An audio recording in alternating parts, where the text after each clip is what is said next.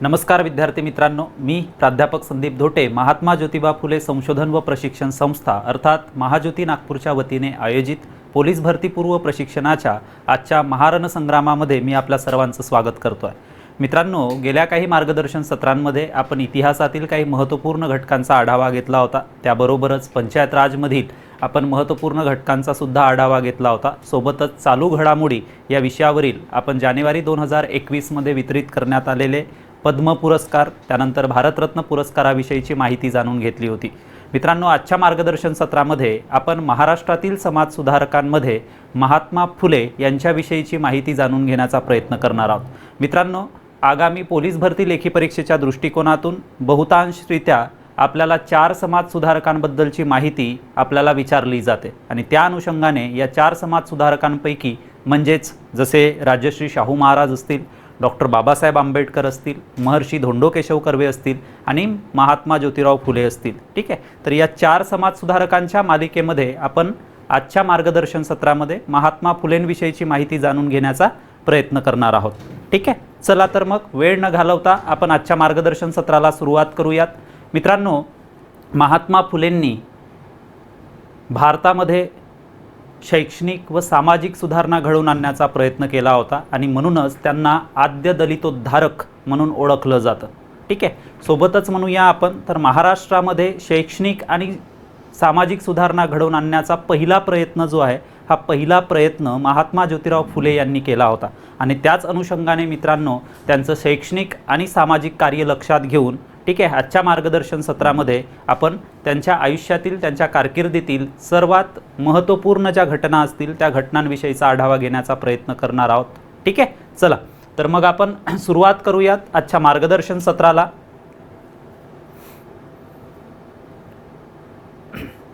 सर्वप्रथम पहा मित्रांनो, या ठिकाणी महात्मा ज्योतिराव फुले यांचं जीवन परिचय किंवा त्यांच्या कौटुंबिक पार्श्वभूमीविषयीची माहिती आपण या ठिकाणी जाणून घेण्याचा प्रयत्न करणार आहोत। जसं या ठिकाणी पहिलं पहा, कारण मित्रांनो कुठलाही समाजसुधारक असेल किंवा त्यांच्या समाजसुधारकांबद्दलची माहिती जर आपण जाणून घेतोय तर त्यांच्याबद्दलची जी कौटुंबिक पार्श्वभूमीबद्दलचे प्रश्न असतील, ठीक आहे, त्यांच्या जन्मतारखा असतील, ठीक आहे, त्यांच्या हातून जे शैक्षणिक आणि सामाजिक कार्य झालं त्या शैक्षणिक आणि सामाजिक कार्याबद्दलचे प्रश्न हे नेहमीच कुठल्याही स्पर्धा परीक्षांमध्ये विचारले जातात आणि म्हणूनच आगामी पोलीस भरती लेखी परीक्षेच्या दृष्टिकोनातून ही जी संपूर्ण प्रकारची वस्तुनिष्ठ माहिती असेल ती सुद्धा खूप महत्त्वपूर्ण मानली जाते। ठीक आहे, तर ही जी वस्तुनिष्ठ माहिती असेल मित्रांनो ही आपल्याला लक्षात ठेवणं अतिशय गरजेचं आहे। ठीक आहे, तर यामध्ये सर्वप्रथम पहा, ठीक आहे, की महात्मा ज्योतिराव फुले यांचा जो जन्म आहे हा जन्म 11 एप्रिल 1827 मध्ये झाला होता। तर त्यांचा जो जन्मदिवस आहे हा जन्मदिवस शिक्षक हक्क दिन म्हणून साजरा केला जातो। त्यांचा जो जन्म आहे हा जन्म पुणे या ठिकाणी झाला होता, म्हणजे महाराष्ट्रामध्येच त्यांचा जन्म झाला होता।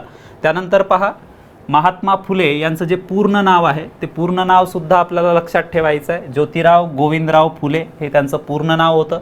त्यानंतर त्यांच्या आईचं नाव चिमणाबाई, त्यांच्या पत्नीचं नाव जे आहे ते सावित्रीबाई फुले। नुकतीच जर आपण पाहिलं तर 10 मार्चला सावित्रीबाई फुले यांची पुण्यतिथी किंवा स्मृतिदिन आपण साजरा केला।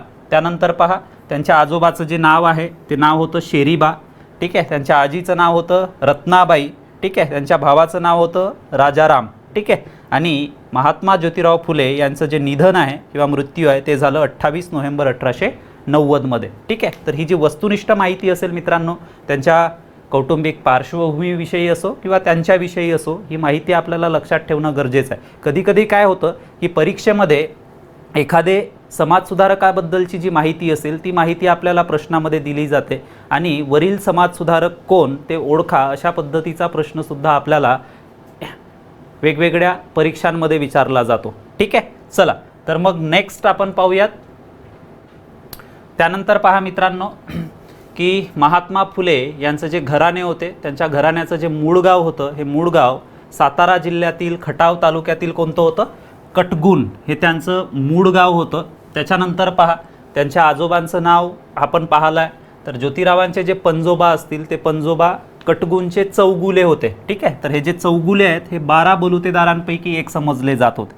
मित्रांनो, सध्याच्या परिस्थितीमध्ये आपल्याला माहिती आहे की ज्या जाती असतील अस्तित्वात असलेल्या जाती, ठीक आहे, या जातींची उत्पत्ती या 12 बलुतेदार किंवा 18 अलुतेदारांमधूनच झाली आहे. ठीक आहे. आता याच्यामध्ये पहा की बऱ्याचशा विद्यार्थ्यांच्या मनामध्ये संभ्रम निर्माण होईल की सर 12 बलुतेदार आणि 18 अलुतेदार कसे ओळखायचे. तर एक गोष्ट आपल्याला लक्षात ठेवायची आहे की आपण वेळोवेळी ऐकलं आहे की पूर्वीचा जो भारत होता हा खेड्यांमध्ये वसलेला आहे, अशा पद्धतीची जाहीर विधानं आपण कित्येकदा ऐकली असतील. ठीक आहे. त्याच्यानंतर कृषीप्रधान अर्थव्यवस्था आहे. त्यानंतर पूर्वीची जी खेडी होती ती स्वयंपूर्ण म्हणून ओळखली जात होती, कारण गावातल्या ज्या गरजा असतील त्या गावातच पूर्ण केल्या जात होत्या. ठीक आहे. आता असं का व्हावं, तर त्यामध्ये म्हणू आपण तर 12 बलुतेदार आणि 18 अलुतेदारांचा खूप मोठा हात होता. आता 12 बलुतेदार म्हणजे नेमकं काय आणि 18 अलुतेदार म्हणजे नेमकं काय ते सुद्धा आपण या ठिकाणी पाहणार आहोत. ठीक आहे. तर 12 बलुतेदार त्यानंतर 18 अलुतेदार. ठीक आहे. तर यांच्यामध्ये बेसिक फरक काय होता, कारण सध्याच्या जे जाती आपल्याला पाहायला भेटतात बहुतांश जातींचा जो उगम आहे हा उगम या 12 बलुतेदार आणि 18 अलुतेदारांमधून झालेला आपल्याला दिसून येईल. मित्रांनो, एक गोष्ट या ठिकाणी लक्षात ठेवायची आहे. ठीक आहे की जे 12 बलुतेदार असतील हे 12 बलुतेदार काय वस्तूची आदान प्रदान करायचे. ठीक आहे. आणि 18 अलुतेदार जे असतील हे 18 अलुतेदार म्हणूयात आपण, हे सर्व्हिस सेक्टर जे आपल्याला म्हणतो. ठीक आहे. सेवा क्षेत्र म्हणजे हे सेवा उपलब्ध करून द्यायचे, जसं नाव्ही असेल. ठीक आहे. त्याच्यानंतर म्हणू आपण मंदिरातील पुजारी असेल. ठीक आहे. तर यांचा जो समावेश असेल यांचा समावेश हा 18 अलुतेदारांमध्ये केला जात होता, म्हणजेच हे सर्व्हिस प्रोव्हायडर असायचे. ठीक आहे. आणि त्याच्यानंतर जर म्हणू आपण हे जे 12 बलुतेदार होते हे वस्तूची आदान प्रदान करणारे लोक होते. ठीक आहे. वस्तूच्या बदल्यामध्ये वस्तू अशा पद्धतीचा व्यवहार यांच्यामार्फत पार पाडला जात होता. आणि म्हणूनच हे जे 12 बलुतेदार आणि 18 अलुतेदार असतील हे आपल्याला या ठिकाणी लक्षात ठेवायचे. ठीक आहे. तर जे काही पंजोबा होते महात्मा ज्योतिराव फुले यांचे, तर त्यांचे पंजोबा हे कटगुणचे, त्यांचं जे मूळ गाव आपण या ठिकाणी पाहिलं आहे तर कटगुणचे चौगुले होते. हे चौगुले 12 बलुतेदारांपैकी एक होते, म्हणजेच वस्तूची आदान प्रदान करणाऱ्या जातीमधील किंवा बलुतेदारांपैकी एक होते. ठीक आहे. त्याच्यानंतर पहा महात्मा ज्योतिराव फुले यांचं जे मूळ आडनाव होतं हे मूळ आडनाव होतं गोर्रे. मूळ आडनाव काय होतं? गोर्रे हे आडनाव होतं. त्याच्यानंतर जातीने ते क्षत्रिय माडी होते.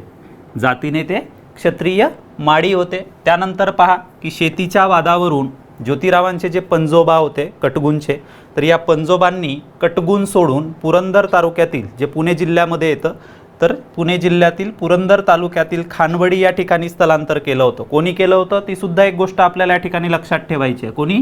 तर ज्योतिबा फुले यांच्या पंजोबांनी कटगुण सोडून कुठे स्थलांतर केलं? पुणे जिल्ह्यातील पुरंदर तालुक्यातील खानवडी या ठिकाणी स्थलांतर केलं होतं. ठीक आहे. आणि त्यानंतर पहा की महात्मा ज्योतिराव फुले यांचे पंजोबा हे खानवडीमध्ये आल्यानंतर तिथेच त्यांना शेरीबा नावाचा मुलगा झाला.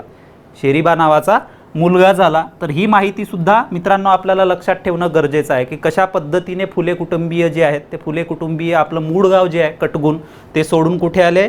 खानवडीमध्ये आले पुरंदर तालुक्यातील. त्याच्यानंतर मग त्यांनी पुण्याला स्थलांतर केलं. ठीक आहे. तर ही संपूर्ण पार्श्वभूमी जी आहे ती जर पार्श्वभूमी आपल्या लक्षात राहिली तर निश्चितपणे महात्मा ज्योतिराव फुले यांच्याबद्दलचा संपूर्ण इतिहास घटनाक्रम आपल्या लक्षात राहू शकतो. ठीक आहे. चला नेक्स्ट पाहूयात आपण. त्यानंतर पहा मित्रांनो की महात्मा ज्योतिराव फुले यांचे जे पंजोबा होते ते पंजोबा कटगुण सोडून कुठे आले होते? खानवडी या ठिकाणी आले होते. मात्र खानवडीमध्ये त्यांच्या कुटुंबाचा उदरनिर्वाह होत नसल्यामुळं त्यांचा जो मुलगा होता शेरीबा या शेरीबांनी कुटुंबासह कुठे? तर पुण्यास स्थलांतर केलं होतं. ठीक आहे. पुण्यात स्थलांतर केलं होतं. आता या ठिकाणी क्रम आपल्याला लक्षात ठेवायचं. यांचं जे मूळ गाव काय होतं? मूळ गाव होतं कटगुण. ठीक आहे. त्याच्यानंतर महात्मा ज्योतिबा फुले यांचे जे पंजोबा होते कटगुण सोडून कुठे आले होते? खानवडी या ठिकाणी आले. ठीक आहे. खानवडीनंतर पहा की खानवडीमध्ये त्यांचा उदरनिर्वाह होत नसल्यामुळे म्हणू आपण की त्यांच्या पंजोबांचे जे पुत्र होते शेरीबा, म्हणजेच म्हणू आपण तर महात्मा ज्योतिराव फुले यांचे आजोबा. ठीक आहे. तर हे जे शेरीबा असतील हे शेरीबा यांनी खानवडी सोडून कुठे कुटुंबासह स्थलांतर केलं होतं? तर पुणे या ठिकाणी. तर अशा पद्धतीने फुले कुटुंबीय जे आहेत ते फुले कुटुंबीय पुण्याला स्थलांतरित झाले होते. ठीक आहे. आता पुण्याला आल्यानंतर जे शेरीबा महात्मा फुले यांचे आजोबा होते त्यांना पुण्यामध्येच कृष्णा, त्यानंतर रानोजी, त्यानंतर गोविंदा या त्रिरत्नांची प्राप्ती झाली किंवा अशी जी 3 मुलं असतील ही 3 मुलं त्यांना पुण्यामध्येच झाली होती. ठीक आहे. त्याच्यानंतर पहा मोठं कुटुंब होतं. शिवाय म्हणू आपण की आर्थिक परिस्थितीमुळे वारंवार फुले कुटुंबियांना स्थलांतर करावं लागलं होतं. आपण पाहिलं होतं कटगुणनंतर खानवडी, खानवडीनंतर पुणे. तर त्याच्यामुळेच पहा की आर्थिक स्थिती कमकुवत असल्यामुळं हे जे तिन्ही भावंड होते शेरीबाचे पुत्र कृष्णा, रानोजी आणि गोविंदा या तीनही पुत्रांनी ठीक आहे पुण्यामध्ये फुलांचा व्यवसाय सुरू केला. कोणता व्यवसाय सुरू केला तर फुलांचा व्यवसाय केला. आणि तेव्हापासूनच त्यांचं मूळ आडनाव काय होतं गोर्रे होते. क्षत्रिय माडी जातीने ते ओळखले जात होते. तर या गोर्रेऐवजी त्यांच्या फुलांच्या व्यवसायावरून मग त्यांना फुले या आडनावाने ओळखलं जाऊ लागलं होतं. ठीक आहे. तर कशा पद्धतीने मित्रांनो हा घटनाक्रम बदलला ते सुद्धा आपल्याला या ठिकाणी लक्षात ठेवायचं आहे. त्याच्यानंतर पहा की त्यांनी जो फुलांचा व्यवसाय टाकला होता 3 भावंडांनी मिळून कृष्णा, त्यानंतर रानोजी, त्यानंतर गोविंदा यांनी, त्यानंतर गोर्रे या आडनावाऐवजी त्यांच्या फुलांच्या व्यवसायावरून त्यांना फुले हे आडनाव पडलं होतं. ठीक आहे. त्यानंतर त्यांचा जो फुलांचा व्यवसाय होता हा पुण्यामध्ये खूप तेजीमध्ये चालला असल्यामुळे ठीक आहे किंवा खूप मोठ्या प्रमाणावर त्यांना प्रसिद्धी मिळाल्यामुळे फुलांच्या व्यवसायावर खुश होऊन जे पेशवे असतील ठीक आहे तर या पेशव्यांकडून या फुले कुटुंबियांना 35 एकर जमीन इनाम म्हणून देण्यात आली होती. ठीक आहे. तर पुढे हे जे 3 भावंड होते कृष्णा, रानोजी आणि गोविंदा या 3 भावंडांनी मिळून फुलांचा व्यवसाय सुरू केला होता. त्याच्यामुळं पेशव्यांकडून मिळालेली जी 35 एकर जमीन असेल या 35 एकर जमिनीवरती या 3ही भावंडांचा हक्क होता. मात्र झालं काय तर पुढे या 3 भावंडांपैकी एक असलेले रानोजी या रानोजींनी या पेशव्यांनी दिलेली 35 एकर जमीन जी असेल ती जमीन हडपली होती. ठीक आहे. तर अशा पद्धतीने मित्रांनो अचानक हा जो घटनाक्रम आहे हा घटनाक्रम बदलला. आपल्याला माहिती आहे की थोड्या थोड्या गोष्टींसाठी जे पारिवारिक असतील किंवा कौटुंबिक म्हणू आपण कौटुंबिक सदस्यांमध्ये कलह निर्माण होतात. तर त्या दृष्टीने मित्रांनो ही जी आहे ही घटनासुद्धा फुले कुटुंबियांमध्ये कलह निर्माण होण्यास कारणीभूत ठरली होती. ठीक आहे. चला नेक्स्ट पाहूयात आपण. त्यानंतर पहा मित्रांनो आता महात्मा ज्योतिराव फुले यांचं बालपण आपण या ठिकाणी डिस्कस करणार आहोत. ठीक आहे. आता 1 वर्षांचे असतानाच ज्योतिराव फुले यांच्या ज्या आई होत्या त्या आईचं निधन झालं होतं. त्याच्यामुळं त्यांच्या ज्या आत्या होत्या ज्यांचं नाव होतं सगुणाबाई तर या सगुणाबाईंनीच ज्योतिराव आणि त्यांचे जो भाऊ होता राजाराम या दोन्हीही भावंडांचा सांभाळ केला होता. त्यानंतर पहा की गोविंदराव जे की महात्मा ज्योतिराव फुले आणि त्यांचे भाऊ राजाराम यांचे वडील होते गोविंदराव. तर या गोविंदरावांना आपल्या मुलांना शिक्षण मिळावं असं वाटत होतं. ठीक आहे. आणि त्यामुळेच 1834 ते 38 या दरम्यान या गोविंदरावांनी आपले जे ज्योतिराव होते या ज्योतिरावांना वयाच्या 7व्या वर्षी पंतोजींच्या खाजगी मराठी शाळेमध्ये दाखल केलं होतं. ती सुद्धा गोष्ट आपल्याला या ठिकाणी लक्षात ठेवायची आहे. त्यानंतर पहा की 1840 मध्ये वयाच्या 13व्या वर्षी ठीक आहे नायगाव धनकवडी येथील खंडोजी सिंधूजी नेवासे झगडे पाटील यांची जी 9 वर्षीय कन्या होती सावित्रीबाई तर या सावित्रीबाईंशी महात्मा ज्योतिराव फुले यांचा विवाह झाला होता 1840 मध्ये. मित्रांनो आपल्याला या सुद्धा गोष्टी लक्षात ठेवायच्या आहेत की महात्मा ज्योतिराव फुले यांचा सुद्धा एक बालविवाह झाला होता. म्हणजे विवाहाच्या वेळी पहा महात्मा ज्योतिराव फुले यांचं वय होतं अवघे 13 वर्ष आणि ज्यावेळी महात्मा ज्योतिराव फुले यांशी सावित्रीबाई फुले यांचा विवाह झाला त्यावेळी सावित्रीबाईंचं वय होतं फक्त 9 वर्ष. ठीक आहे. म्हणजे खूप कमी वयामध्ये लहान वयामध्ये महात्मा ज्योतिराव फुले यांचा सावित्रीबाई फुले यांशी विवाह झाला होता. ठीक आहे. चला नेक्स्ट पाहूयात आपण. त्यानंतर पहा मित्रांनो आपण महात्मा ज्योतिराव फुले यांच्या शिक्षणाबद्दल थोडक्यात या ठिकाणी माहिती पाहणार आहोत. तर सुरुवातीला जर आपण पाहिलं तर गोविंदरावांनाच आपल्या मुलांना शिक्षण मिळावं किंवा आपले मुलं जी आहेत ती शिकून मोठे व्हावीत अशा पद्धतीची एक सुप्त इच्छा होती. आणि त्याच इच्छेपोटी म्हणता येईल आपल्याला की त्यांनी अगदी सुरुवातीला पंतोजींच्या खाजगी मराठी शाळेमध्ये ज्योतिरावांना दाखल केलं होतं. मात्र त्यानंतर आपल्याला म्हणता येईल की महात्मा ज्योतिराव फुले यांचा विवाह झाला आणि या सगळ्या परिस्थिती दरम्यान म्हणूयात आपण तर ज्योतिराव फुले हे शिक्षणापासून दुरावले गेले होते. त्याच्यानंतर पहा की ज्योतिरावांची अभ्यासातील म्हणूयात आपण किंवा शिक्षणातील चिंतनशीलता व बुद्धिकौशल्य पाहून ठीक आहे शेजारील जे उर्दू शिक्षक होते ज्यांचं नाव होतं गफार बेग मुन्शी हे त्यांच्या शेजारील उर्दू शिक्षकाचं नाव होतं. सोबतच म्हणू आपण तर ख्रिस्ती धर्मोपदेशक, ज्याला आपण मिशनरी सुद्धा म्हणतो, ख्रिश्चन धर्म प्रचारक, तर ख्रिस्ती धर्मोपदेशक लिजिट साहेब यांनी ज्योतिरावांचे शिक्षण पुन्हा सुरू करण्यासाठी त्यांचे जे वडील होते गोविंदराव फुले यांच्याकडे आग्रह पकडला होता आणि त्यांच्या आग्रहाखातरच ज्योतिरावांना पुन्हा एकदा गोविंदरावांनी सन 1841 ते 47 या दरम्यान स्कॉटिश शाळेमध्ये दाखल केलं होतं. ठीक आहे. त्यानंतर बघा स्कॉटिश शाळेमध्ये डॉक्टर रा गो भांडारकर, ठीक आहे, हे ज्योतिबा फुले यांचे वर्गबंधू तर सार्वजनिक काका, ज्यांचं पूर्ण नाव जे आहे ते गणेश वासुदेव जोशी, ठीक आहे, हे नावसुद्धा आपल्याला लक्षात ठेवायचे आहेत कारण यांची जी टोपण नावं आहेत, ठीक आहे, की सार्वजनिक काका म्हणून कोणाला ओळखलं जातं, ठीक आहे, अशा पद्धतीचे प्रश्नसुद्धा आपल्याला परीक्षेमध्ये विचारले जाऊ शकतात. आणि त्याच्यामुळेच पहा मित्रांनो, तर सार्वजनिक काका हे त्यांचे म्हणजेच महात्मा ज्योतिराव फुले यांचे मित्र होते. तर डॉक्टर रा गो भांडारकर हे ज्योतिबांचे वर्गबंधू होते. ठीक आहे. कुठे? तर या स्कॉटिश शाळेमध्ये शिक्षण घेत असताना. ठीक आहे. चला त्यानंतर पहा 1848 मध्ये विद्यार्थी दशेमध्ये असतानाच म्हणजे शिक्षण घेत असतानाच ब्रिटिश सत्ता उलटून टाकण्याच्या कल्पनेने भारावून लहुजी साळवे, ठीक आहे, ज्याला बुडा मांग या नावाने सुद्धा ओळखलं जातं, तर या पहिलवानाकडून महात्मा ज्योतिराव फुले यांनी नेमबाजी व दांडपट्ट्याचं शिक्षण घेतलं होतं मित्रांनो. ठीक आहे. आता या दरम्यान जर आपण पाहिलं तर 1848चा जो काही कालखंड असेल मित्रांनो, या दरम्यान भारतावरती, संपूर्ण भारतावरती म्हणूयात आपण तर ब्रिटिश ईस्ट इंडिया कंपनीनं आपलं वर्चस्व निर्माण केलं होतं.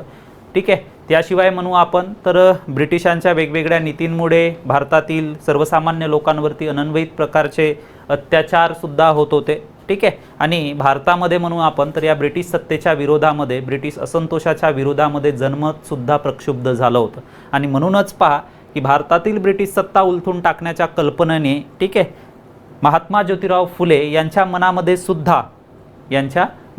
सुद्धा ब्रिटिश सत्तेच्या विरोधामध्ये बंडाचा झेंडा उभा करण्याची सुप्त इच्छा निर्माण झाली होती. आणि इच्छेपोटीच म्हणूयात आपण की लहुजी साळवे, बुडा मांग या पैलवानाकडून त्यांनी नेमबाजी व दांडपट्ट्याचं शिक्षण घेतलं होतं. ठीक आहे. चला नेक्स्ट पाहूयात आपण.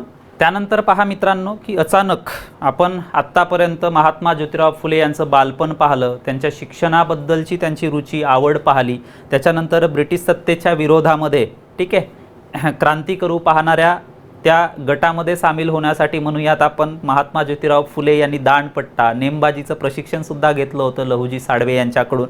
ठीक आहे. ह्या घटना तर आपण अभ्यासल्याच, मात्र अचानक अशा पद्धतीची विचारशक्ती किंवा विचारसरणी असणारे महात्मा ज्योतिराव फुले अचानक कसे बदलले किंवा केव्हा म्हणूयात आपण की त्यांच्या मनामध्ये शैक्षणिक व सामाजिक सुधारणांचा ओघ जो आहे तो मनामध्ये निर्माण झाला.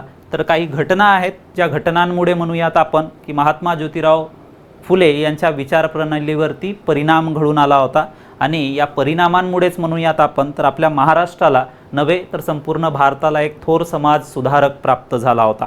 ठीक आहे. तर या मतपरिवर्तन करणाऱ्या घटना नेमक्या कोणत्या होत्या त्यासुद्धा आपल्याला या ठिकाणी लक्षात ठेवायचं आहे. तर पहिली घटना पहा की वयाच्या 9व्या वर्षी त्यांची जी गुरुकन्या होती, तर या गुरुकन्येला वैधव्य प्राप्त होऊन विद्रूप केल्याचे पाहून महात्मा ज्योतिराव फुले यांच्या मनावरती खूप मोठा आघात झाला होता. मित्रांनो, एक गोष्ट आपल्याला या ठिकाणी निश्चितपणे लक्षात ठेवण्यासारखी आहे, ती म्हणजे अशी की या पूर्वीच्या काळी सती प्रथा, त्यानंतर म्हणूयात आपण बालविवाह पद्धती, ठीक आहे, सोबतच केशवपन यासारख्या अनिष्ट चालीरीती प्रथा परंपरा अस्तित्वात होत्या. ठीक आहे. त्यानंतर जर आपण पाहिलं तर 4 एप्रिल 1829 मध्ये लॉर्ड विल्यम बेंटिक याने बंगाल प्रांतामध्ये सतीप्रथा बंदीचा कायदा केला होता. त्याच्यानंतर जर आपण पाहिलं तर 1830 मध्ये हा जो सतीप्रथा बंदीचा कायदा होता, हा कायदा मुंबई आणि मद्रास प्रांतामध्ये सुद्धा लागू करण्यात आला होता. ठीक आहे. आणि ज्या कुटुंबातील समजा एखादी स्त्री सती जात असेल तर त्या संपूर्ण कुटुंबावरती किंवा तिच्या पतीच्या अंतिम संस्काराला उपस्थित असलेल्या आणि सतीप्रथेला चालना देणाऱ्या प्रत्येक व्यक्तीवरती, ठीक आहे, सदोष मनुष्यवधाचा गुन्हा दाखल केला जात होता.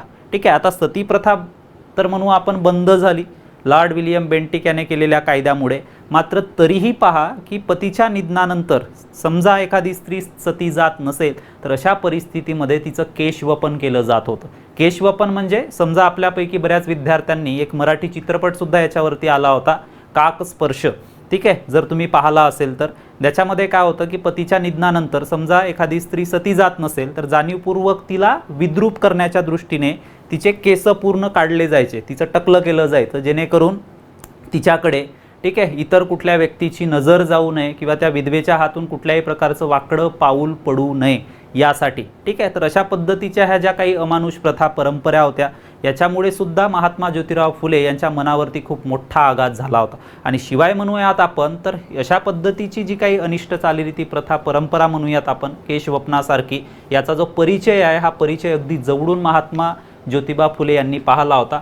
कारण वयाच्या 9व्या वर्षीच त्यांच्या गुरुकन्येला वैधव्य प्राप्त झाल्याने तिला विद्रूप करण्यात आलं होतं, तिचं केशवपन करण्यात आलं होतं। ठीक आहे, आणि त्याच्यामुळेच म्हणूयात आपण तर या अनिष्ट सामाजिक चालीरीती प्रथा परंपरांवरती महात्मा ज्योतिराव फुले यांनी येणाऱ्या कालावधीमध्ये खूप मोठ्या प्रमाणावरती ठीक आहे जनजागृती घडवून आणली होती। ठीक आहे, चला नेक्स्ट पहा आपण। त्यानंतर पहा 1847 मध्ये थॉमस पेन यांचं एक पुस्तक होतं, त्याचं नाव होतं राईट्स ऑफ मॅन। तर या पुस्तकाचा प्रभाव सुद्धा महात्मा ज्योतिराव फुले यांच्यावरती पडला होता।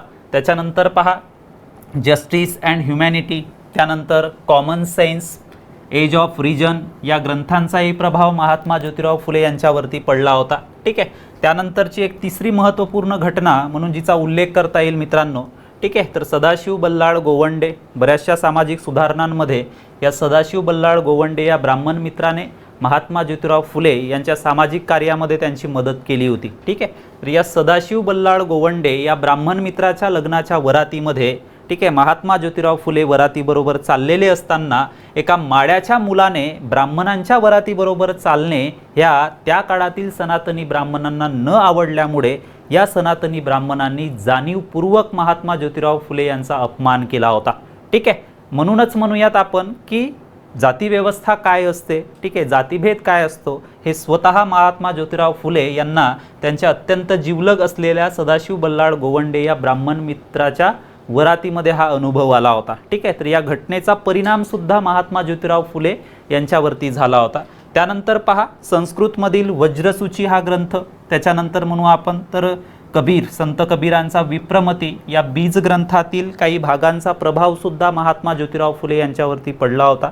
ठीक आहे, तर या मतपरिवर्तन करणाऱ्या घटना होत्या ज्याच्यामुळे अचानक महात्मा ज्योतिराव फुले हे आपल्या सामाजिक कार्याकडे वळले होते। ठीक आहे, चला नेक्स्ट पाहूयात आपण। त्यानंतर पहा मित्रांनो, आपण सामाजिक कार्याकडे महात्मा ज्योतिराव फुले का आकर्षित झाले याच्याबद्दलच्या काही 3 महत्त्वपूर्ण घटनासुद्धा यापूर्वीच्या आपल्या स्लाईडमध्ये अभ्यासल्या। ठीक आहे, आता सामाजिक कार्यांमध्ये जर आपण पाहिलं तर सामाजिक कार्यांमध्ये महात्मा ज्योतिराव फुले यांनी अत्यंत भरीव अशी कामगिरी करून दाखवली होती। तर सर्वप्रथम आपण या ठिकाणी स्त्री शिक्षणामध्ये महात्मा ज्योतिराव फुले यांनी दिलेलं जे योगदान होतं त्या योगदानाबद्दलची चर्चा आपण या ठिकाणी करण्याचा प्रयत्न करणार आहोत। तर बघा 3 ऑगस्ट 1848 मध्ये पुण्यातील बुधवार पेठेमध्ये तात्यासाहेब भिडे यांच्या वाड्यामध्ये महात्मा ज्योतिराव फुले यांनी मुलींची पहिली शाळा काढली होती। ठीक आहे, तर मित्रांनो ही एक गोष्ट लक्षात ठेवायची आपल्याला, आगामी पोलीस भरती लेखी परीक्षेमध्ये आपल्याला विचारलं जाऊ शकतं मुलींची पहिली शाळा काढणारे पहिले व्यक्ती कोण होते। ठीक आहे, तर महात्मा ज्योतिराव फुले। ठीक आहे, आणि त्यावेळी ज्यांनी म्हणजेच महात्मा फुलेंनी ही पहिली मुलींची शाळा काढली होती, तर स्वतंत्रपणे मुलींची शाळा काढणारे पहिले भारतीय सुद्धा महात्मा ज्योतिराव फुले हेच ठरले होते मित्रांनो। ठीक आहे, तर त्याच्यामुळे ह्या दोन्ही गोष्टी ज्या असतील त्या दोन्ही गोष्टी आपल्याला लक्षात ठेवणं गरजेचं आहे। ठीक आहे, त्यानंतर पहा की जी मुलींची पहिली शाळा महात्मा ज्योतिराव फुले यांनी पुण्यातील बुधवार पेठेमध्ये तात्यासाहेब भिडे यांच्या वाड्यामध्ये सुरू केली होती, तर याची प्रेरणा जी आहे ती प्रेरणा महात्मा ज्योतिराव फुले यांना अहमदनगरच्या मिशनरी स्कूलच्या ज्या मिस फरार होत्या तर या मिस फरार यांच्याकडून प्रेरणा घेऊन त्यांनी पुण्यातील बुधवार पेठेमध्ये मुलींची पहिली शाळा काढली होती आणि स्वतंत्रपणे मुलींची शाळा काढणारे महात्मा ज्योतिराव फुले हे पहिले भारतीय ठरले होते। ठीक आहे, चला नेक्स्ट पाहूयात आपण। त्यानंतर पहा 4 मार्च 1851 मध्ये महात्मा ज्योतिराव फुले यांनी बुधवार पेठेमध्येच अण्णासाहेब चिपळूणकरांच्या वाड्यामध्ये त्यांचा जो ब्राह्मण मित्र होता ज्याच्या वरातीमध्ये महात्मा ज्योतिराव फुले यांचा अपमान करण्यात आला होता, सदाशिव बल्लाळ गोवंडे, तर गोवंडे व वाडवेकरांच्या मदतीने महात्मा ज्योतिराव फुले यांनी बुधवार पेठेमध्येच मुलींची दुसरी शाळा सुद्धा उघडली होती। ठीक आहे, त्यानंतर पहा 3 जुलै 1851 मध्ये मित्रांनो पहिली मुलींची शाळा कधी काढली होती? 3 ऑगस्ट 1848 मध्ये. मात्र कुठलीही संस्था असेल, कुठलीही संघटना असेल, शाळा असेल, वसतिगृह असेल, हे चालवण्यासाठी ठीक आहे आर्थिक सहाय्य आवश्यक असतं. आणि अशा परिस्थितीमध्ये पहा की महात्मा ज्योतिराव फुले यांनी पुण्याच्या बुधवार पेठेमध्ये सुरू केलेली जी शाळा होती, मुलींची पहिली शाळा, ठीक आहे, ती बंद पडली होती आर्थिक सहाय्याअभावी. आणि म्हणूनच 3 जुलै 1851 मध्ये आर्थिक सहाय्याअभावी बंद पडलेली मुलींची पहिली शाळा महात्मा ज्योतिराव फुले यांनी मोरो विठ्ठल वाडवेकरांच्या मदतीने परत सुरू केली होती. ठीक आहे, म्हणजे आत्तापर्यंत जर आपण पाहिलं तर त्यांनी 3 ऑगस्ट 1848 मध्ये पुण्यातील बुधवार पेठेमध्ये तात्यासाहेब भिडेंच्या वाड्यामध्ये मुलींची पहिली शाळा काढली होती. स्वतंत्रपणे मुलींची पहिली शाळा काढणारे महात्मा ज्योतिराव फुले हे पहिले भारतीय होते. त्यानंतर म्हणूयात आपण तर त्यांनी दुसरी शाळा जी आहे ती बुधवार पेठेमध्येच सुरू केली होती. ठीक आहे, मात्र नंतर जर आपण पाहिलं तर आर्थिक सहाय्याअभावी त्यांनी सुरू केलेली मुलींची पहिली शाळा बंद पडली आणि परत एकदा त्यांनी मोरो विठ्ठल वाडवेकरांच्या मदतीने ती सुरू केली होती. ठीक आहे, तर ही संपूर्ण जी पार्श्वभूमी आहे मित्रांनो त्यांच्या या शाळांच्या संदर्भातली ती आपल्याला लक्षात ठेवणं गरजेचे आहे, कारण याच्यावर आधारलेले प्रश्नसुद्धा आपल्याला येणाऱ्या आगामी पोलीस भरती लेखी परीक्षेमध्ये विचारले जाऊ शकतात. ठीक आहे, चला नेक्स्ट पाहूयात आपण.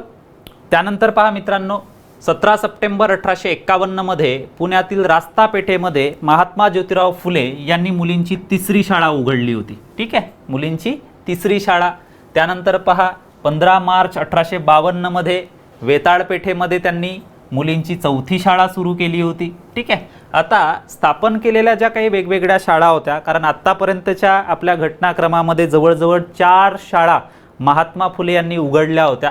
तर या स्थापन केलेल्या शाळांच्या कार्याला सुव्यवस्थित रूप देण्यासाठी महात्मा ज्योतिराव फुले यांनी एका कार्यकारी समितीची स्थापना केली होती. एका कार्यकारी समितीची. आपल्याला माहिती आहे की वेगवेगळे शाळा असतील, कॉलेजेस असतील, ते अस्तित्वात आहेत.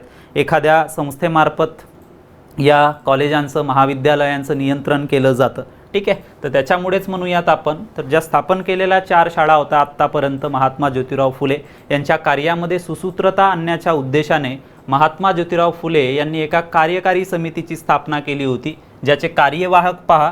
कार्यकारी समितीचे कार्यवाहक होते जगन्नाथ सदाशिव हाटे, त्याच्यानंतर अण्णा सहस्त्रबुद्धे, बापूरावजी मांडे, विष्णू भिडे, कृष्णशास्त्री चिपळूणकर, विष्णुशास्त्री पंडित, केशव भवाडकर यासारखे त्यांचे जे सहकारी असतील, हे सहकारी त्यांनी स्थापन केलेल्या या कार्यकारी समितीचे काय होते? सदस्य होते, सभासद होते. ठीक आहे, त्यानंतर पहा की महात्मा फुलेंच्याच शाळेमधील मुक्ताई या मातंग समाजाच्या मुलीने धार्मिक स्थितीवरती निबंधसुद्धा लिहिला होता. मित्रांनो, अशा पद्धतीचे जे प्रश्न असतील ते प्रश्न, ठीक आहे, जसं MPSC मार्फतच्या टॅक्स असिस्टंट नावाची एक परीक्षा घेतली जाते, त्याच्यानंतर क्लरिकलच्या ज्या काही एक्झाम घेतल्या जातात, तर त्या एक्झाममध्ये हा प्रश्न विचारण्यात आला होता. त्याच्यामुळं मी आपल्यासाठी सुद्धा, ठीक आहे, म्हणजे पोलीस होऊ पाहणाऱ्या आपल्या विद्यार्थ्यांसाठी सुद्धा जाणीवपूर्वक हा एक सेंटेन्स या ठिकाणी ॲड केला की महात्मा फुले यांच्या शाळेमधील जी मुक्ताई नावाची मातंग समाजाची मुलगी होती, तिने धार्मिक स्थितीवरती एक निबंध लिहिला होता आणि म्हणूनच या वाक्याचा जाणीवपूर्वक समावेश मी या ठिकाणी केला. ठीक आहे, चला नेक्स्ट पाहूयात आपण. त्यानंतर पहा मित्रांनो, भारतीय बहिष्कृत शिक्षण प्रसारक मंडळाची स्थापना महात्मा ज्योतिराव फुले यांनी करून त्यामार्फत त्यांनी 17 शाळांची स्थापना केली होती. किती शाळांची? 17 शाळांची स्थापना केली होती. ठीक आहे, त्यानंतर पहा 16 नोव्हेंबर 1852 ज्योतिरावांच्या अभिनव उपक्रमाची दखल घेत ब्रिटिश सरकारच्या शिक्षण विभागामार्फत पुण्यातील विश्रामबागेमध्ये मुंबईचे जे गव्हर्नर होते तत्कालीन थॉमस कॅन्डी यांच्या हस्ते महात्मा ज्योतिराव फुले यांचा सत्कार करण्यात आला होता. ठीक आहे, आत्तापर्यंतचा जो इतिहास किंवा घटनाक्रम मित्रांनो आपण महात्मा ज्योतिबा फुले यांच्या संदर्भामध्ये पाहिला. ठीक आहे, तर आपलं संपूर्ण जे आयुष्य असेल हे आयुष्य महात्मा ज्योतिबा फुले यांनी स्त्री शिक्षणासाठी खर्ची घातलं होतं. ठीक आहे, आणि त्याचाच परिणाम आपण पाहिला होता की त्यांनी सलग म्हणूयात आपण तर या ठिकाणी 17 शाळा ज्या असतील त्या 17 शाळा महात्मा ज्योतिराव फुले यांनी उघडल्या होत्या. ठीक आहे, आणि या 17 शाळांचा एकंदर जो कार्यभार असेल हा कार्यभार या भारतीय बहिष्कृत शिक्षण प्रसारक मंडळाच्या माध्यमातून महात्मा ज्योतिराव फुले यांनी चालवला होता. ठीक आहे, तर ही जी संपूर्ण माहिती असेल मित्रांनो ही आपल्याला लक्षात ठेवायची आहे. आणि म्हणूनच पहा की महात्मा ज्योतिराव फुले यांच्या या शैक्षणिक कार्याची दखल घेऊन ठीक आहे, ब्रिटिश सरकारने सुद्धा त्याची दखल घेत या मुंबईच्या तत्कालीन गव्हर्नरांच्या मार्फत, ठीक आहे, म्हणजेच थॉमस कॅन्डी यांच्या मार्फत महात्मा ज्योतिराव फुले यांचा सत्कार घडवून आणला होता. ठीक आहे, चला त्यानंतर बघा मित्रांनो, ज्या पद्धतीने स्त्री शिक्षणाच्या संदर्भामध्ये खूप मोठी भूमिका महात्मा ज्योतिराव फुले यांनी निभावली होती. ठीक आहे, जवळजवळ जर म्हणू आपण तर भारतीय बहिष्कृत शिक्षण प्रसारक मंडळामार्फत त्यांनी जवळजवळ 17 शाळा उघडल्या होत्या. ठीक आहे, स्त्री शिक्षणासाठी खूप महत्त्वपूर्ण कार्य महात्मा ज्योतिबा फुले यांच्या हातून घडलं होतं. त्याच पद्धतीने पहा, विधवा पुनर्विवाहाच्या बाबतीमध्ये सुद्धा महात्मा ज्योतिराव फुले यांचं जे कार्य असेल हे कार्य उल्लेखनीय समजलं जातं. ठीक आहे, तर याच्यामध्ये बघा सर्वप्रथम की 1864 मध्ये महात्मा ज्योतिराव फुले यांनी पुण्यातील गोखले बागेमध्ये शेणवी जातीतील रघुनाथ जनार्दन नामक जो विधूर होता, ज्याच्या पत्नीचं निधन झालं होतं, तर या रघुनाथ जनार्दन नामक विधुराचा नर्मदा या विधवेशी पुनर्विवाह घडवून आणला होता. ठीक आहे, तर हे एक महान कार्य सुद्धा महात्मा ज्योतिराव फुले यांच्या हातून पार पडलं होतं. त्याच्यानंतर पहा की विधवांच्या केशवपनाच्या पद्धतीला आळा घालण्यासाठी त्यांनी तडेगाव, ढमढेरे तसेच ओतूर या ठिकाणी सन 1865 मध्ये नाव्यांचा संप घडवून आणला होता. ठीक आहे, तर देशातील नाव्यांचा पहिला संप म्हणून या संपाला ओळखलं जातं. मित्रांनो, काही वेळापूर्वीच मी आपल्याला सांगितलं होतं की ज्यावेळी लॉर्ड विल्यम बेंटिक यांनी सतीप्रथा बंदीचा कायदा केला होता, सती जाण्यास प्रवृत्त करणाऱ्या कुटुंबाविरुद्ध म्हणूया आपण, किंवा त्या स्त्रीच्या सती जाण्याच्या वेळेस उपस्थित असलेल्या अंतिम संस्कारास उपस्थित असलेल्या लोकांवरती सदोष मनुष्यवधाचा गुन्हा दाखल केला जात असल्यामुळं हळूहळू म्हणूयात आपण तर या सती प्रथेचं उच्चाटन करण्यामध्ये ब्रिटिश सरकारला यश मिळालं होतं.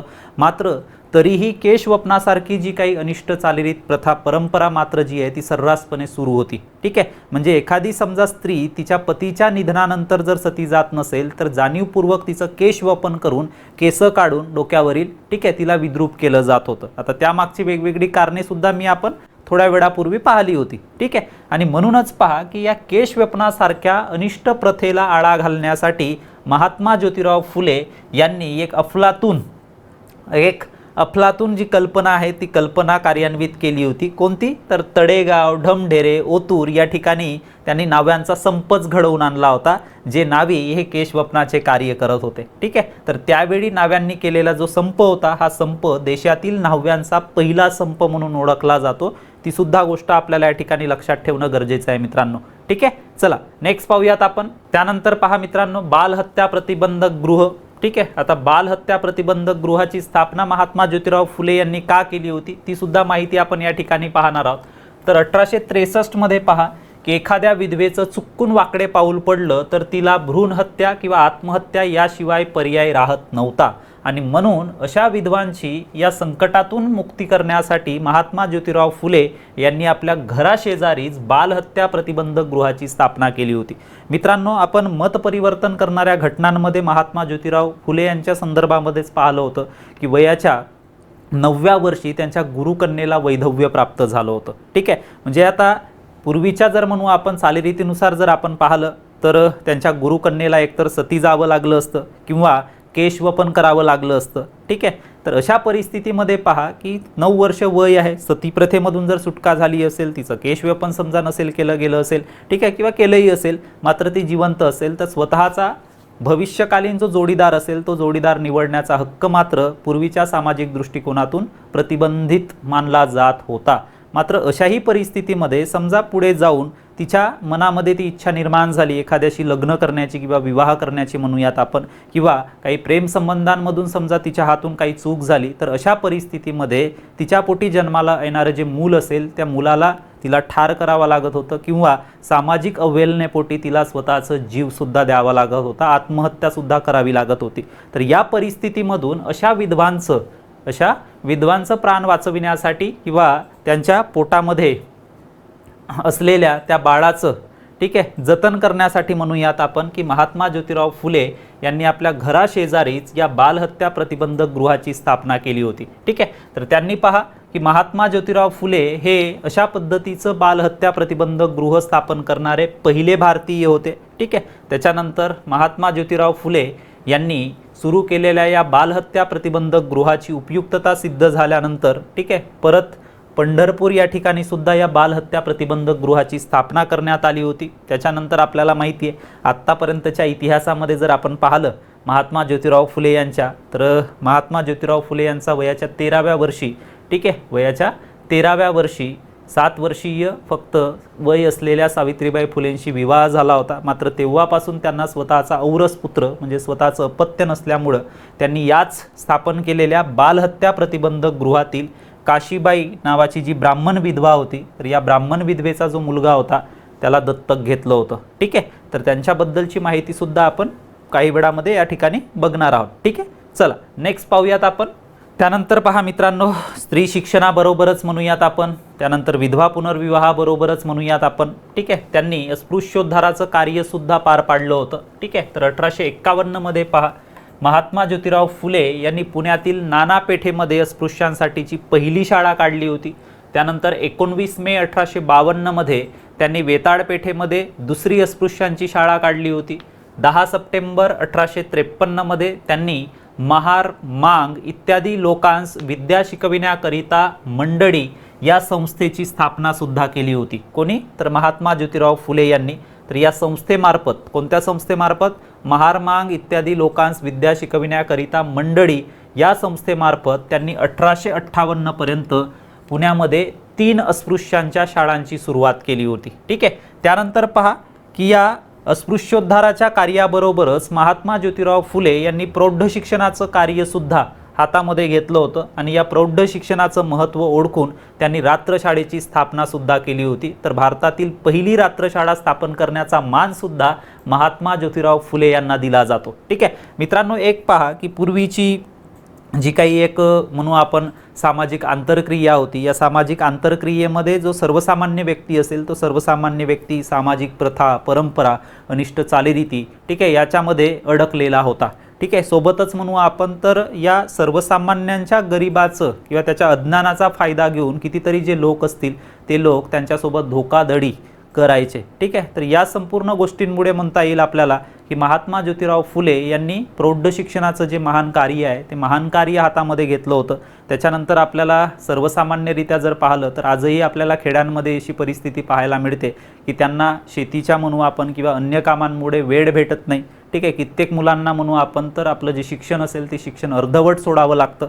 ठीक आहे, त्यांनी प्रत्येक कुटुंबांमध्ये जर आपण सार्वत्रिकरित्या पाहिलं, ठीक आहे, तर सर्वप्रथम आपल्या कामाला, घरकामाला, शेतीकामाला जास्त महत्त्व दिलं जातं आणि म्हणूनच महात्मा फुलेंनी तत्कालीन सामाजिक परिस्थितीचा विचार करून अशा प्रौढांसाठी किंवा या प्रौढांना साक्षर करण्यासाठी रात्रशाळांची स्थापना केली होती, जेणेकरून या प्रौढ शिक्षणामध्ये प्रौढांचं, ठीक आहे, किंवा प्रौढ साक्षरांचं जो टक्केवारी आहे ती टक्केवारी वाढावी यासाठी। तर अशा पद्धतीची भारतातील पहिली रात्रशाळा काढण्याचा मान सुद्धा महात्मा ज्योतिराव फुले यांना दिला जातो। त्यानंतर पहा सन 1868 मध्ये महात्मा ज्योतिराव फुले यांनी अस्पृश्यांसाठी आपल्या घरचा जो पाण्याचा हौद होता, विहीर होती, ती सर्वांसाठी खुलं केलं होतं।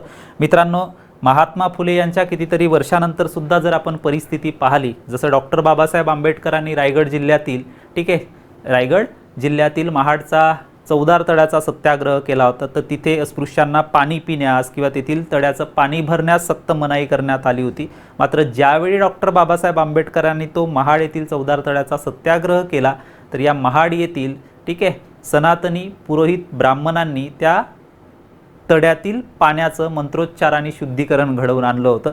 तर अशा पद्धतीची एक सामाजिक म्हणू आपण प्रतिक्रिया, ठीक आहे, त्या ठिकाणी आपल्याला पाहायला मिळाली होती। यावरून आपल्याला एक कल्पना या ठिकाणी करता येईल की कशा पद्धतीची एकंदरीत सामाजिक परिस्थिती त्या काळामध्ये अस्तित्वात होती। ठीक आहे, तर अस्पृश्यांना म्हणू आपण तर सार्वजनिक हौद असेल, विहीर असेल, या ठिकाणी सुद्धा पाणी भरण्यास मनाई करण्यात आली होती आणि या परिस्थिती दरम्यान महात्मा ज्योतिराव फुले यांनी धाडस करून आपल्या घरचा पाण्याचा जो हौद होता, हा हौद पाणी भरण्यासाठी म्हणूयात आपण, पाणी पिण्यासाठी सर्व अस्पृश्यांसाठी खुला केला होता। ठीक आहे, तर हे एक मोठं धाडसच होतं।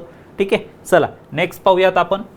त्यानंतर पहा मित्रांनो, 1873 मध्ये महात्मा ज्योतिराव फुले यांनी अस्पृश्यता निवारणाचा जाहीरनामा प्रसिद्ध केला होता। मात्र तत्कालीन परिस्थिती जर आपण पाहिलं, ठीक आहे, महात्मा ज्योतिराव फुले यांनी स्त्री शिक्षणाची आपली जी काही कास आहे ती कास पकडली होती। त्यानंतर विधवा पुनर्विवाहासाठी सुद्धा त्यांनी प्रयत्न केले होते। आपण एक उदाहरण सुद्धा पाहिलं होतं, रघुनाथ जनार्दन, ठीक ठीक आहे. त्याच्यानंतर जर म्हणू आपण तर त्यांनी बालहत्या प्रतिबंधक गृहाची स्थापना करून कित्येक विधवांचं प्राण किंवा त्यांच्या पोटी जन्माला येणाऱ्या मुलांचा जीव वाचवण्याचा प्रयत्न केला होता.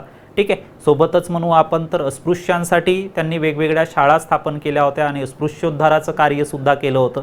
ठीक आहे. त्यानंतर म्हणूयात आपण तर आपल्या घरचा जो पाण्याचा हौद असेल तो अस्पृश्यांसाठी खुला केला होता. तर या संपूर्ण महात्मा ज्योतिराव फुले यांच्या कारकिर्दी दरम्यान म्हणूयात आपण तर महात्मा ज्योतिराव फुले यांना वेगवेगळ्या अडचणींचा सामना सुद्धा करावा लागला होता. ठीक आहे. आता तत्कालीन जो सनातनी वर्ग असेल या सनातनी वर्गांनी मात्र महात्मा ज्योतिराव फुले यांच्यावरती टीका करण्याचा एकही चान्स म्हणू आपण किंवा संधी सोडली नाही. ठीक आहे. आणि अशा परिस्थितीमध्ये पहा की भारतामध्ये पर्यायाने महाराष्ट्रामध्ये अस्तित्वात असलेली जी अस्पृश्यता असेल ती अस्पृश्यता दूर करण्याच्या उद्देशाने महात्मा ज्योतिराव फुले यांनी अस्पृश्यता निवारणाचा जाहीरनामा प्रसिद्ध केला होता.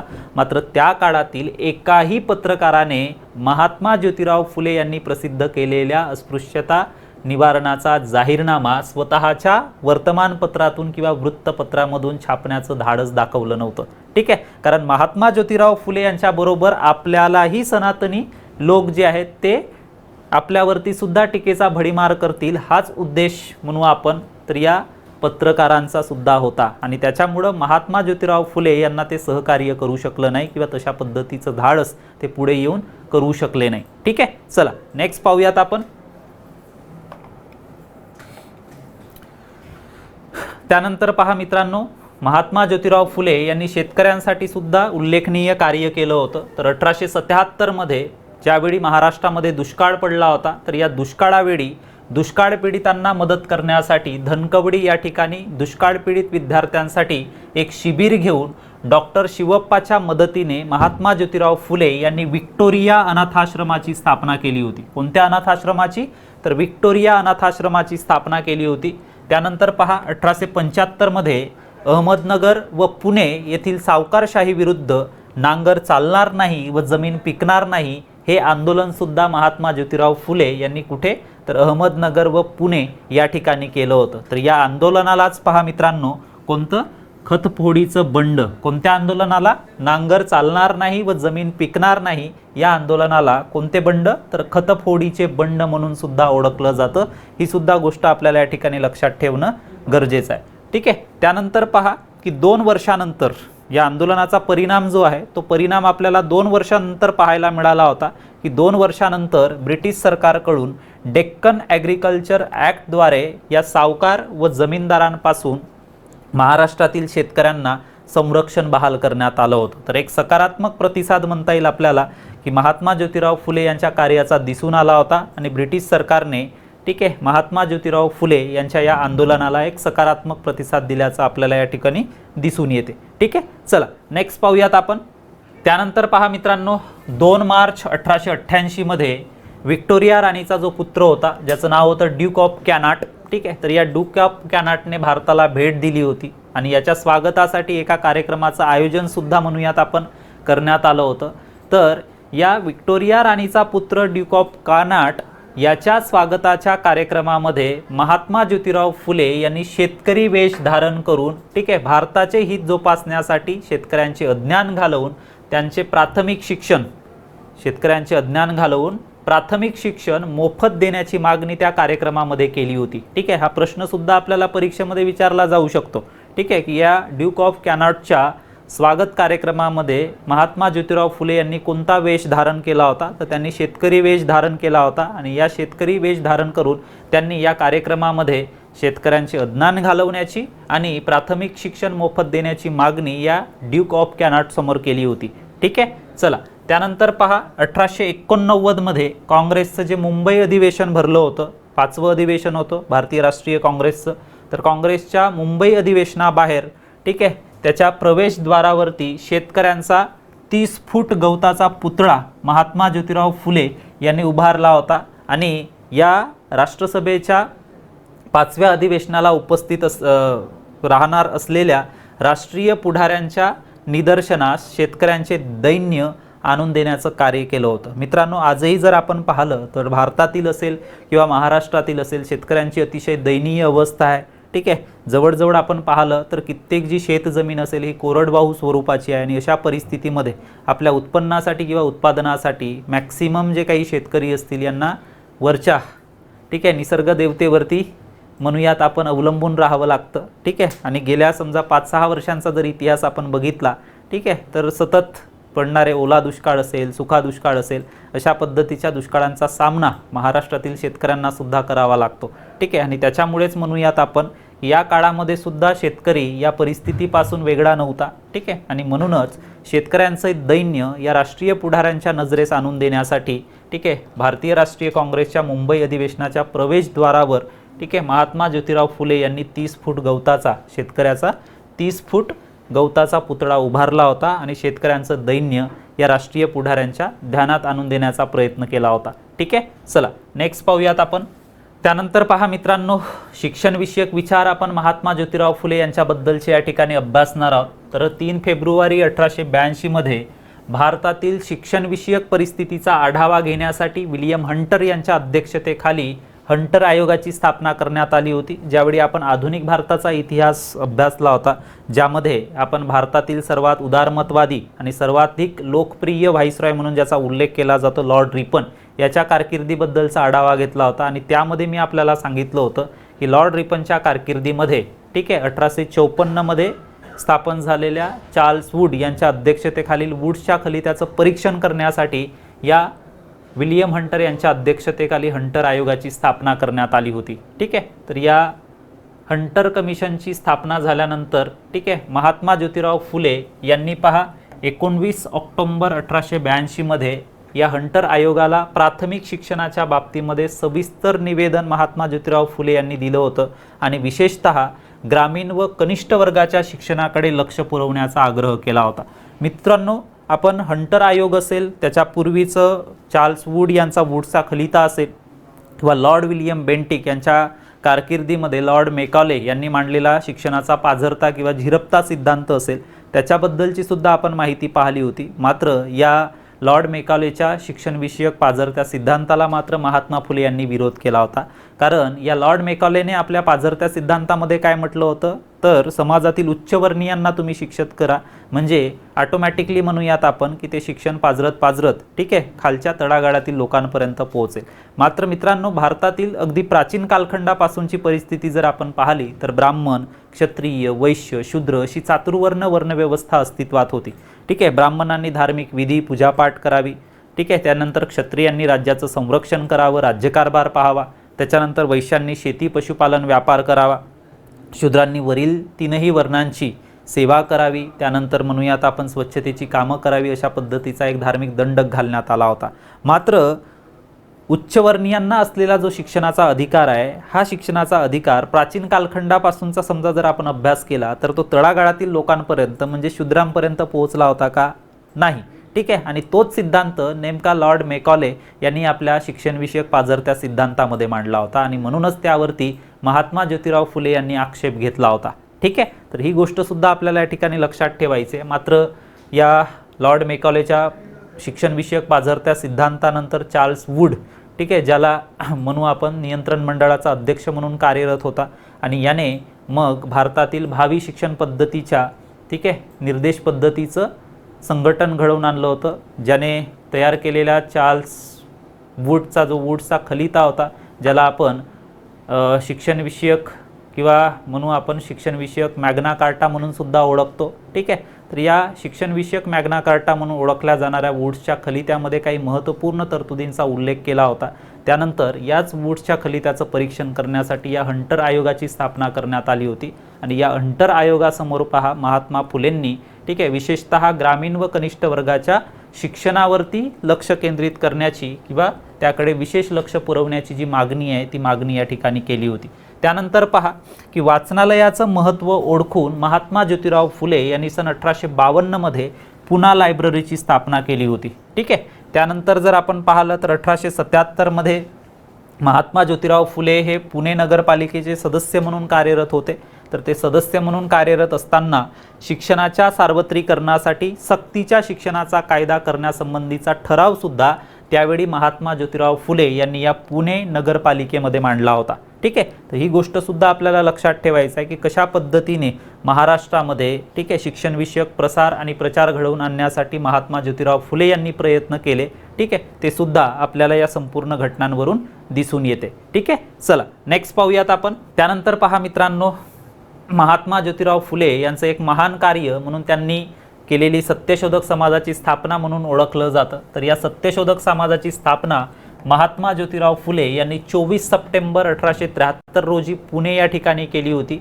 तर शूद्रांची स्थिती सुधारण्यासाठी व सामाजिक गुलामगिरी नष्ट करण्यासाठी महात्मा ज्योतिराव फुले यांनी या सत्यशोधक समाजाची स्थापना केली होती, ठीक आहे। तर सर्वसाक्षी जगतपती त्याला नकोची मध्यस्थी हे ब्रीदवाक्य या सत्यशोधक समाजाचं होतं, हे सुद्धा आपल्याला या ठिकाणी लक्षात ठेवायचं आहे। त्यानंतर धार्मिक व सामाजिक गुलामगिरी नष्ट करून स्वातंत्र्य, समता व बंधुता जे की फ्रेंच राज्यक्रांतीमधील महत्त्वाचे गुण म्हणून ओळखले जातात, स्वातंत्र्य, समता, बंधुता, फ्रेंच राज्यक्रांतीची देण आहेत हे 3 शब्द, स्वातंत्र्य, समता व बंधुता। तर हे जे विचार असतील हे विचार रुजविण्यासाठी महात्मा ज्योतिराव फुले यांनी या सत्यशोधक समाजाची स्थापना केली होती आणि या सत्यशोधक समाजाच्या माध्यमातून अनेक लोककल्याणकारी कामे महात्मा ज्योतिराव फुले यांनी पार पाडली होती, ठीक आहे। चला नेक्स्ट पाहूयात।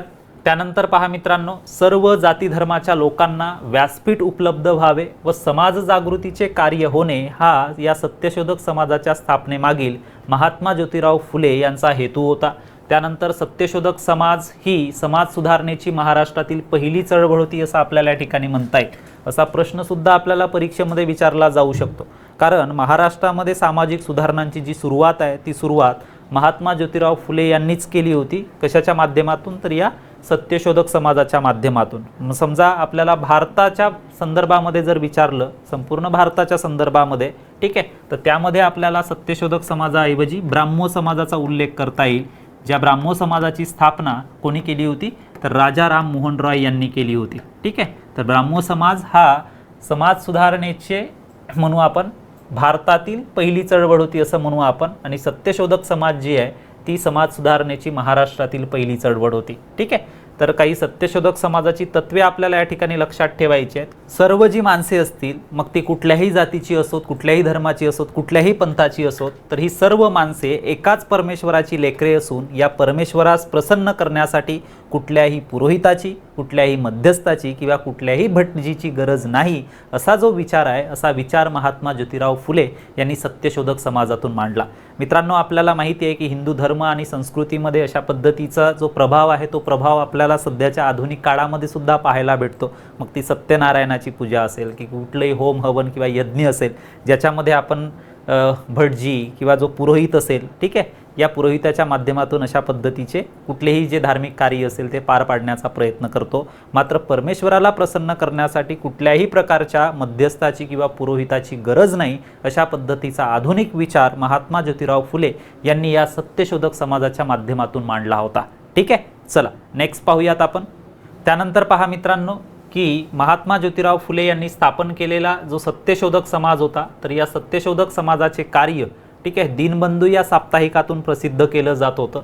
त्यानंतर पहा की या सत्यशोधक समाजामार्फत अंबा लहरी या वृत्तपत्राची सुरुवात सुद्धा करण्यात आली होती, ठीक आहे। आता या सत्यशोधक समाजाच्या कार्याने प्रभावित होऊन एक मुस्लिम नेते होते हमीद दलवाई, ठीक आहे। तर या हमीद दलवाई यांनी मुस्लिम सत्यशोधक समाजाची स्थापना केली होती, ठीक आहे। तर सत्यशोधक समाजाचं जे कार्य असेल ते कार्य खरंच वाखाणण्याजोगं होतं, ठीक आहे, आणि ज्याचा जो प्रभाव आहे तो प्रभाव किंवा परिणाम सुद्धा आपल्याला लवकरच दिसून आला होता, ठीक आहे। चला नेक्स्ट पाहूयात आपण। त्यानंतर पहा मित्रांनो की महात्मा ज्योतिराव फुले यांच्या वेगवेगळ्या क्षेत्रातील योगदानाबद्दलची चर्चा आपण आत्तापर्यंतच्या मार्गदर्शन सत्रामध्ये केली आहे। तर महात्मा फुलेंनी जसं वृत्तपत्र हे लोकजागृतीचं किंवा प्रबोधनाचं प्रभावी माध्यम म्हणून ओळखलं जातं, त्याच पद्धतीने त्यांनी लिहिलेली जी काही साहित्य आणि ग्रंथसंपदा असेल याच्या माध्यमातून सुद्धा त्यांनी तत्कालीन समाजामध्ये, ठीक आहे, प्रबोधनाचं एक महत्त्वपूर्ण कार्य घडवून आणलं होतं। तर सर्वप्रथम पहा त्यांनी तृतीय रत्न नावाचं नाटक लिहिलं होतं। सन 1855 मध्ये ते नाटक प्रसिद्ध झालं होतं, ठीक आहे। तर या तृतीय रत्न या नाटकामध्ये महात्मा ज्योतिराव फुले यांनी पुरोहितांकडून शूद्रांची कशी फसवणूक केली जाते व स्त्रियांच्या अशिक्षितपणाचं विदारक सत्य महात्मा ज्योतिराव फुले यांनी या तृतीय रत्न नावाच्या नाटकामधून सन 1855 मध्ये दाखवून दिलं होतं। ठीक आहे, त्यानंतर पहा की महात्मा ज्योतिराव फुले यांनी सन 1869 मध्ये छत्रपती शिवाजीराजे भोसले यांचा पोवाडा रचला होता आणि या पोवाड्यामध्ये महात्मा ज्योतिराव फुले यांनी छत्रपती शिवाजी महाराजांचं कर्तृत्व व पराक्रम यांच्याकडे लोकांचं लक्ष वेधण्यासाठी या पोवाड्याची रचना केली होती। ठीक आहे, आणि या पोवाड्यामध्येच महात्मा ज्योतिराव फुले यांनी स्वतःचा उल्लेख जो आहे तो उल्लेख काय केला होता, तर कुळवाडी भूषण म्हणून स्वतःचा उल्लेख महात्मा ज्योतिराव फुले यांनी या पोवाड्यामध्ये केला होता। ठीक आहे, तर चला नेक्स्ट पाहूयात आपण। त्यानंतर पहा मित्रांनो, 1869 मध्ये महात्मा ज्योतिराव फुले यांनी ब्राह्मणांचे कसब या पद्यात्मक ग्रंथाची रचना केली होती। पद्यात्मक म्हणजेच कवितेच्या स्वरूपामध्ये या ग्रंथाची रचना केली होती। तर या ब्राह्मणांचे कसब या पद्यात्मक ग्रंथामध्ये त्यांनी अज्ञानी व धार्मिक शेतकऱ्यांची पुरोहितांकडून होणारी जी पिळवणूक होती त्या पिळवणुकीवरती प्रकाश टाकण्याचा प्रयत्न केला होता। आणि हा जो ब्राह्मणांचे कसब नावाचा जो पद्यात्मक ग्रंथ होता, हा पद्यात्मक ग्रंथ महात्मा ज्योतिराव फुले यांनी कुणबी, माडी, महार, मांग या जातीतील लोकांना अर्पण केला होता। ठीक आहे, तर महात्मा ज्योतिराव फुले यांनी लिहिलेला जो हा पद्यात्मक ग्रंथ होता ब्राह्मणांचे कसब, तर या ग्रंथाची प्रस्तावना बाबा पद्मनजी यांनी त्याची प्रस्तावना लिहिली होती। बाबा पद्मनजीच्या मित्रांनो जर समजा आपल्याला अधिक माहिती लक्षात ठेवायची असेल तर बाबा पद्मनजी यांनी मराठीतील पहिली कादंबरी लिहिली होती। ठीक आहे, कोणती, तर यमुना पर्यटन। वेगवेगळ्या परीक्षांमध्ये आपल्याला विचारलं जातं, यमुना पर्यटन ही मराठीतील पहिली कादंबरी जी आहे ती कादंबरी बाबा पद्मनजी यांनी लिहिलेली होती। ठीक आहे, तर या बाबा पद्मनजी यांनीच महात्मा ज्योतिराव फुले यांनी लिहिलेल्या ब्राह्मणांचे कसब या पद्यात्मक ग्रंथाची प्रस्तावना सुद्धा लिहिली होती। त्यानंतर पहा अखंडादी काव्यरचना या ग्रंथाची रचना त्यांनी सन 1869 मध्येच केली होती। तर या अखंडादी काव्यरचनेमध्ये महात्मा ज्योतिराव फुले यांनी सत्यशोधक समाजोक्त मंगलाष्टकांसह सर्व पूजाविधी ठीक आहे या अखंडादी काव्यरचनेमध्ये मांडल्या होत्या। ठीक आहे, तर ही संपूर्ण जी माहिती असेल ही माहिती सुद्धा आपल्याला परीक्षेच्या दृष्टिकोनातून लक्षात ठेवायची। ठीक आहे, चला नेक्स्ट पाहूयात आपण। त्यानंतर पहा मित्रांनो 1873 मध्ये महात्मा ज्योतिराव फुले यांनी गुलामगिरी नावाचं पुस्तक लिहिलं होतं। तर अमेरिकेमध्ये गुलामगिरी प्रथेविरुद्ध लढणारी जी जनता होती या जनतेस महात्मा ज्योतिराव फुले यांनी आपलं हे जे पुस्तक होतं गुलामगिरी हे पुस्तक अर्पण केलं होतं। ठीक आहे, तर गुलामगिरी हा जो ग्रंथ असेल पूर्णतः प्रश्नोत्तर स्वरूपातील ग्रंथ आहे आणि या ग्रंथामध्ये शूद्र हे पूर्वी क्षत्रिय होते अशा सिद्धांताची मांडणी महात्मा ज्योतिराव फुले यांनी केली होती आणि पुढे हाच सिद्धांत डॉक्टर बाबासाहेब आंबेडकर यांनी लिहिलेल्या हू वेअर द शूद्राज या ग्रंथामध्ये डॉक्टर बाबासाहेब आंबेडकरांनी सिद्ध करून दाखवला होता की शूद्र हे पूर्वी काहून होते, क्षत्रिय होते। ठीक आहे, त्यानंतर पहा 1883 मध्ये महात्मा ज्योतिराव फुले यांनी अस्पृश्यांची कैफियत नावाचा ग्रंथ लिहिला आणि या ग्रंथामधून आता तरी हे आपले चाडे थांबवा आणि अस्पृश्यांना वर घ्या अशी स्पृश्यांना म्हणजेच उच्चवर्णीयांना महात्मा ज्योतिराव फुले यांनी हाक या अस्पृश्यांचे कैफियत या ग्रंथामधून मांडली होती। ठीक आहे, तर त्याच्यामुळं हे संपूर्ण जे पुस्तकं असतील ग्रंथरचना असतील हे सुद्धा आपल्याला लक्षात ठेवायचे की त्याच्यामध्ये नेमका कुठला जो संदेश आहे तो संदेश म्हणूयात महात्मा ज्योतिराव फुले यांनी तत्कालीन समाजाला दिला होता ते सुद्धा आपल्याला या ठिकाणी लक्षात ठेवणं गरजेचं आहे। ठीक आहे, चला नेक्स्ट पाहूयात आपण। त्यानंतर पहा मित्रांनो 18 जुलै 1873 रोजी शेतकऱ्यांचा असूड नावाचा जो ग्रंथ असेल या ग्रंथाची रचना महात्मा ज्योतिराव फुले यांनी केली असली तरी महात्मा ज्योतिराव फुले यांच्या निधनानंतर शेतकऱ्यांचा असूड हा ग्रंथ जो आहे हा ग्रंथ प्रकाशित झाला होता। तर या शेतकऱ्यांचा असूड या ग्रंथामध्ये महात्मा ज्योतिराव फुले यांनी शेतकऱ्यांच्या खालावलेल्या स्थितीचं वर्णन केलं आहे आणि या ग्रंथामध्ये महात्मा ज्योतिराव फुले यांनी शेतकऱ्यांच्या हालाकीच्या स्थितीचं वर्णन करत असताना इंडिया 3000 इयर एगो या ग्रंथातील अवतरणांचा उपयोग केला आहे। ठीक आहे, त्यानंतर पहा 1885 मध्ये महात्मा ज्योतिराव फुले यांनी इशारा ठीक आहे या ग्रंथाची रचना केली आणि या ग्रंथामध्ये महात्मा ज्योतिराव फुले यांनी जातीभेदाविषयीचे वर्णन या इशारा नावाच्या ग्रंथामध्ये केला आहे। ठीक आहे, तर हिंदू समाजात जरी जातीभेद असला तरी तो आपल्या हितास आडवा येत नाही। ठीक आहे, तर अशा पद्धतीचं वक्तव्य न्यायमूर्ती महादेव गोविंद रानडे यांनी केलं होतं। तर न्यायमूर्ती रानडे यांनी केलेल्या या विधानाचा खरपूस समाचार घेण्यासाठी महात्मा ज्योतिराव फुले यांनी इशारा या ग्रंथाची रचना केली होती, ज्यामध्ये त्यांनी जातीभेदाविषयीच्या विचारांचं वर्णन केलं होतं. ठीक आहे, चला नेक्स्ट पाहूयात आपण. त्यानंतर पहा मित्रांनो, त्यांनी सत्सार अंक 1 व अंक 2 या ग्रंथाची रचना केली होती 1885 मध्ये. आणि सत्सार या ग्रंथामध्ये त्यांनी सामाजिक प्रश्नांचा उहापोह केला आहे. या सत्सारमधून त्यांनी राजाराम मोहन रॉय यांनी स्थापन केलेला ब्राह्मो समाज असेल किंवा ठीक आहे सुशिक्षित सहकाऱ्यांनी एकत्र येऊन स्थापन केलेला प्रार्थना समाज असेल. ठीक आहे, तर या ब्राह्मो समाज आणि प्रार्थना समाजावरती कडाडून हल्ला चढवण्याचा प्रयत्न महात्मा ज्योतिराव फुले यांनी सत्सारच्या माध्यमातून केला होता. ठीक आहे, त्यानंतर पहा सार्वजनिक सत्यधर्म या ग्रंथाची रचना 1891 मध्ये झाली. 1891 मध्ये. तर महात्मा फुलेंचा म्हणू आपण हा शेवटचा ग्रंथ होता. महात्मा फुलेंचा हा शेवटचा ग्रंथ होता. फुलेंच्या निधनानंतर त्यांचे जे दत्तक पुत्र होतं, कारण आपण यापूर्वीच पाहिलाय ठीक आहे की त्यांनी स्थापन केलेला बालहत्या प्रतिबंधक गृहातील ठीक आहे जी एक ब्राह्मण विधवा महिला होती, तिच्या मुलाला महात्मा ज्योतिराव फुले यांना स्वतःचा उरसपुत्र नसल्यामुळं त्यांनी दत्तक घेतलं होतं. त्याचं जे नाव आहे ते नाव पुढे काय ठेवलं होतं त्यांनी, यशवंत असं ठेवलं होतं. तर महात्मा फुलेंच्या निधनानंतर ठीक आहे याच दत्तक पुत्र असलेल्या डॉक्टर यशवंतरावांनी हा जो ग्रंथ असेल सार्वजनिक सत्यधर्म, जो की महात्मा ज्योतिराव फुले यांचा शेवटचा ग्रंथ म्हणून ओळखला जातो. ठीक आहे, तर तो प्रसिद्ध केला होता. या ग्रंथाची प्रस्तावना डॉक्टर विश्वासरामजी घोले यांनी लिहिली होती. ठीक आहे, आणि या ग्रंथामध्ये महात्मा ज्योतिराव फुले यांनी धार्मिक, सामाजिक, नैतिक, व्यावहारिक वगैरे विविध विषयांची चर्चा केली आहे. या ग्रंथाचा जो उल्लेख आहे कोणत्या, सार्वजनिक सत्यधर्म या ग्रंथाचा उल्लेख तर नीतिधर्माचा अमरकोश व विश्व कुटुंबाचा जाहीरनामा म्हणून सुद्धा केला जातो. तर अशा पद्धतीचे काही आदर्श विचार महात्मा ज्योतिराव फुले यांनी सार्वजनिक सत्यधर्म या ग्रंथामध्ये मांडले होते. ठीक आहे, चला नेक्स्ट पाहूयात आपण.